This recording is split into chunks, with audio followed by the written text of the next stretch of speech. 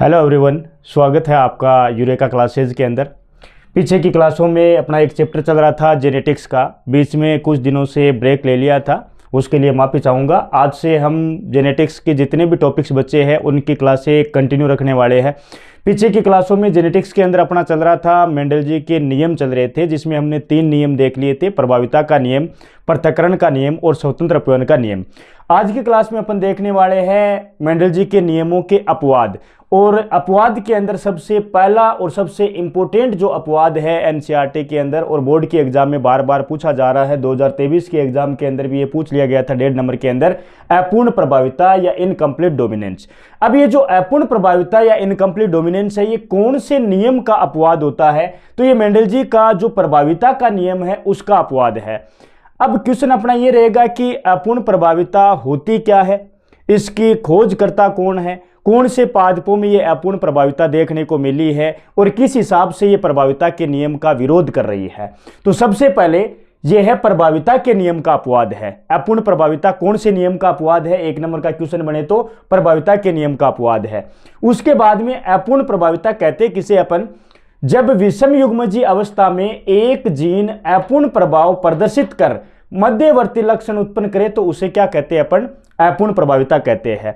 जैसे मेंडल जी के अनुसार प्रभाविता का नियम क्या बोलता है? प्रभाविता के नियम ये बोलता है कि 2 समयुग्मजीय लंबे पादप व समयुग्मजीय बोने पादपों के बीच में संकरण करवाते हैं तो F1PD के अंदर अपने को जो लक्षण प्रकट होते हैं वो प्रभावी लक्षण प्रकट होते हैं, अप्रभावी लक्षण प्रकट नहीं होते हैं। ये बात बोलता है प्रभाविता का नियम।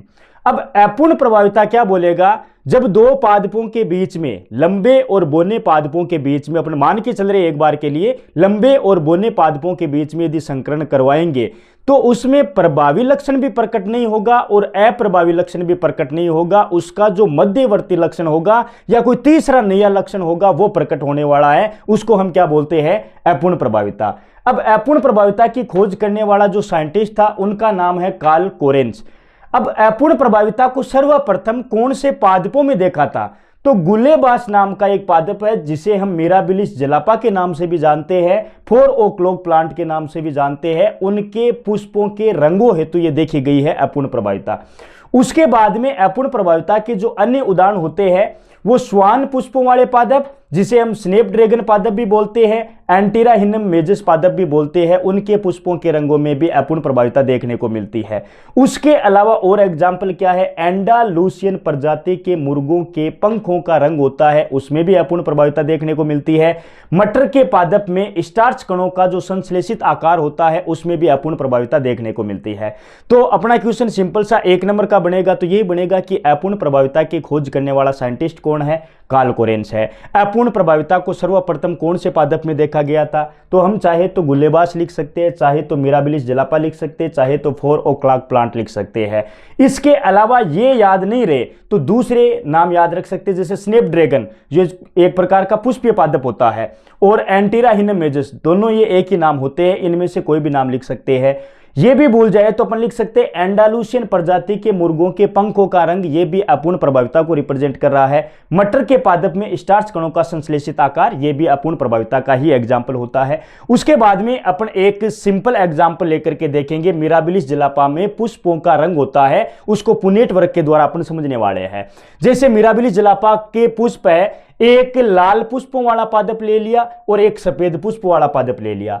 लाल पुष्प वाले को हमने बोला है प्रभावी और सफेद पुष्प वाले को बोला है अप्रभावी। अब दोनों ही पादपों के बीच में क्रॉस करवाएंगे। सबसे पहले क्या बनाएंगे? गेमीट बनाएंगे। जैसे कि ये अपने क्या हो गए हैं, ये तो है अपने जनक, और ये इनके बनाए अपन ने क्या? युग्मक, और ये अपने को मिली है F1PD। तो जनक पीढ़ी के अंदर हमने लाल पुष्पों वाले पादप जिसको कैपिटल आर से रिप्रेजेंट किया है, और सफेद पुष्प वाले पादप जिसको स्मॉल आर से किया है, जिसमें एक प्रभावी है और एक अप्रभावी है। दोनों के बीच में क्रॉस करवाएंगे तो F1PD के अंदर एक कैपिटल आर और एक स्मॉल आर, मतलब कैपिटल आर और स्मॉल आर मिलेंगे।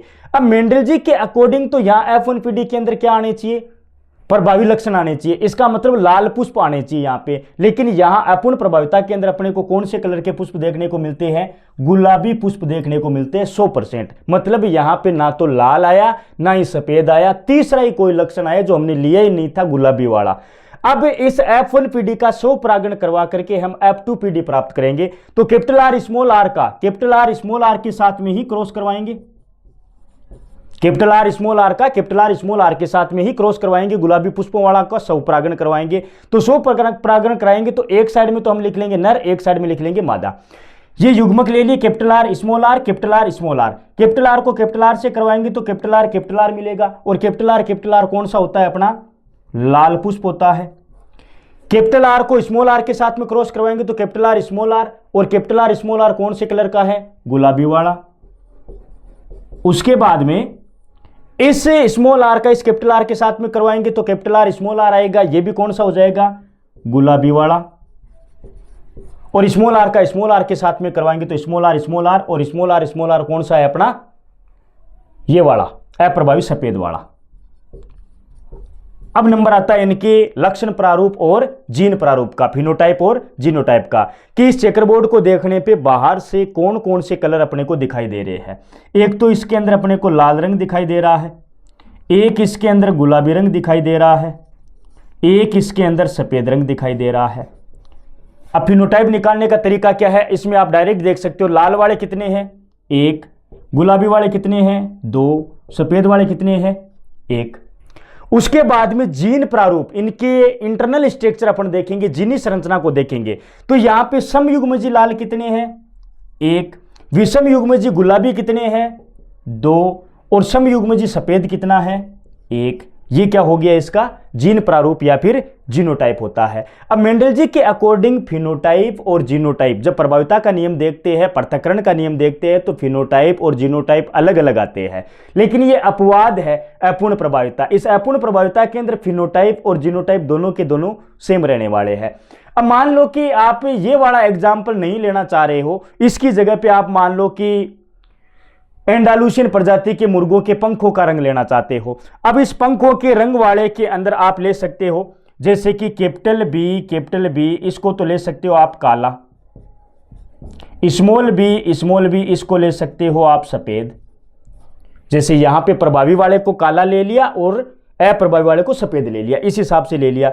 इसके गेमिट बनाओगे आप कैपिटल बी स्मॉल बी, दोनों का क्रॉस करवाएंगे तो कैपिटल बी और स्मॉल बी बनेगा। अब आना चाहिए काला रंग, लेकिन यहां पे आया कौन सा, नीला, मतलब नया करेक्टर निकल करके आया है। इस हिसाब से भी कर सकते, कोई भी एग्जाम्पल लेकर के समझा सकते, लेकिन अपने बोर्ड की हम ज़्यादा डिटेल में नहीं जा रहे हैं, ज़्यादा नॉलेज नहीं ले रहे हैं। आपके अभी प्री बोर्ड चलने वाले हैं, हाफ ईयरली एग्जाम आने वाले हैं और मेन बोर्ड की एग्जाम आने वाली है, उसके अंदर ये 1.5 नंबर का क्वेश्चन बनता है। तो उस क्वेश्चन के लिए अपने को किस हिसाब से डील करनी है, अपन सिर्फ वो बात कर रहे हैं। आप चाहो तो किसी का भी एग्जाम्पल लेकर के समझा सकते हो, जरूरी नहीं कि एनसीईआरटी ने एक एग्जाम्पल ले रखा तो यही समझाए।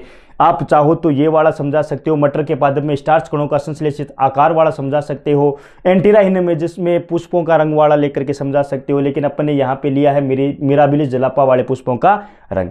तो ये इस हिसाब से अपनी अपूर्ण प्रभाविता, जो कि प्रभाविता के नियम का अपवाद है, वो कंप्लीट हो रहा है। अगला जो टॉपिक है वो है सप्रभाविता, वो भी प्रभाविता के नियम का अपवाद ही होगा, सप्रभाविता। तो एक अपन ने देख लिया अपूर्ण प्रभाविता, दूसरा अपवाद देखने वाले हैं अपन प्रभाविता के नियम का सप्रभाविता। Thank you so much.